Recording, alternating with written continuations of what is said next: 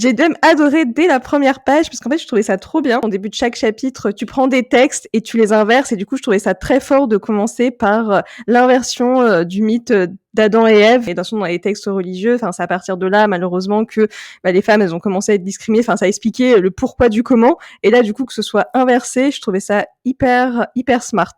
Ouais, en fait, c'était le but je voulais vraiment que ce soit le plus crédible possible, cette société, même si elle reste fictive. Je voulais vraiment avoir de la matière le plus réaliste possible.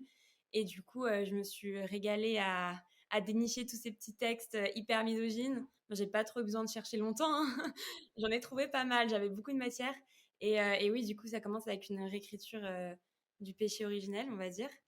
Donc oui. D'ailleurs, pour l'anecdote, c'est quelque chose que je raconte souvent, mais au début, j'avais écrit ces citations-là, enfin ces en-têtes de chapitres, et j'avais pas du tout expliqué d'où ça venait en fait. J'avais pas cité mes sources.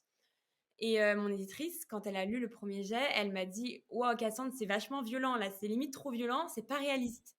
Et je lui ai dit: «Non, non, mais t'es sérieuse? Enfin, c'est réaliste, c'est des vraies citations que j'ai reprises telles quelles, juste en inversant souvent le mâle et femelle ou homme et femme.» Et là, en fait, elle était choquée de savoir ça et au fur et à mesure, je lui ai commencé à lui donner toutes les sources avec tous les auteurs. Elle a dit ouais, enfin, faut vraiment qu'on fasse une annexe à la fin avec les vraies citations pour qu'on voit que ça sort pas de nulle part et que vraiment j'ai pris des choses existantes. Moi non plus, au début, j'avais pas réalisé que c'était des vraies citations.